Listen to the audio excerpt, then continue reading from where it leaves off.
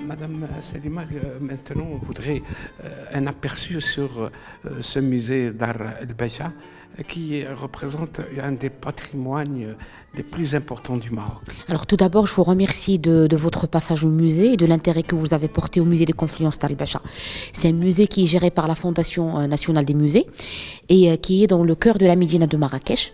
C'est un bâtiment historique dont la construction a commencé au début du XXe siècle par Thami el-Glaoui, Bacha Thami el-Glaoui, qui était le gouverneur de la zone sud du Maroc. C'est un bâtiment de style arabo-andalou qui contient deux parties. Une partie publique où le Bacha el-Glaoui a reçu plusieurs personnalités politiques et une partie privée où vivait la famille du Bacha el-Glaoui. C'est un musée actuellement qui s'intéresse beaucoup aux confluences culturelles et quand on parle de confluence, on parle surtout des apports qui ont forgé la richesse de la mémoire et du patrimoine du pays. Est-ce que l'intérêt des visiteurs, y a-t-il un grand nombre de Marocains qui le visitent, également les touristes? Quelle est la situation qui accompagne ce musée? Alors, bien sûr, la Fondation nationale des musées applique la stratégie et la politique de Sa Majesté, c'est de démocratiser la culture. Donc, pour nous, vraiment, on s'intéresse énormément à la fois au public local et bien évidemment au public international, vu le statut de Marrakech comme ville internationale du tourisme. Nous offrons la gratuité d'accès au public local tous les vendredis et à ce moment-là, nous accueillons beaucoup de public à la fois local mais aussi écoliers. Nous offrons également la gratuité aux étudiants et actuellement, nous dépassons vraiment les 400 voire 500 personnes par jour au musée. Très bien. Alors, en cette période de fête, je suppose que vous allez avoir un engouement beaucoup plus important par rapport aux autres mois de l'année. Absolument, absolument. Et ce qui est très intéressant, c'est de vraiment de voir le musée faire sa place et sa réputation en tant qu'un lieu culte de la Médina de Marrakech et de la ville en général.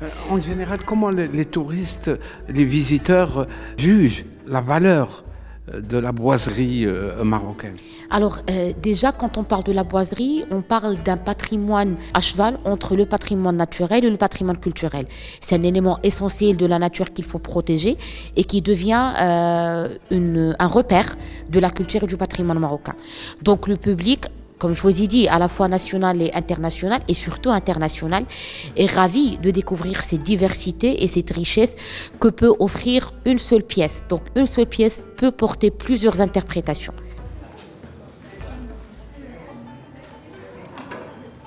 Vous êtes de quelle nationalité? Française. D'accord. De quelle région? À côté de Marseille. Très bien. Alors aujourd'hui, vous êtes au musée d'art el-Beja. Comment vous avez localisé cet endroit? Est-ce qu'il vous a été conseillé, recommandé, ou vous êtes venu tout seul? On a été recommandé en fait par le logement où on était et on voulait aussi, avec les enfants, pouvoir leur faire découvrir l'histoire, l'architecture du Maroc et les influences extérieures. Et on voulait voir autre chose et on trouve ça très joli, que ce soit l'architecture ou l'influence surtout de l'architecture et ce qui est important pour les Marocains et aussi pour nous qui sommes extérieurs, qui venons visiter. C'est la première fois que vous venez au Maroc? Non, on est déjà venu plusieurs fois et on voulait justement, pour cette fois-ci, plus axer le voyage sur l'architecture, l'influence pour le Maroc des pays extérieurs et surtout au niveau architectural et au niveau du patrimoine, ce qui est important, je pense, aussi pour les Marocains et pour nous, et qui est tellement riche que c'est important pour nous. Voilà. Pour vous, madame, est-ce que vous appréciez à juste valeur l'importance de la culture marocaine? Oui, on on adore et c'est vraiment très très différent de ce qu'on voit par chez nous. L'architecture est vraiment exceptionnelle. Et c'est vrai que les enfants, on préfère leur montrer d'autres choses différentes. Est-ce que vous êtes heureuse de vos enfants soient à côté de vous en leur montrant la culture d'un autre pays? Oui, tout à fait. C'est quelque chose qui pourront peut-être pas faire ailleurs et c'est vraiment exceptionnel. Donc c'est une occasion aussi de dire qu'on peut conjuguer des cultures et ça sera toujours la beauté de la vie. Ah oui, oui, tout à fait. Le Maroc et la France, c'est vraiment une relation particulière. On adore venir ici.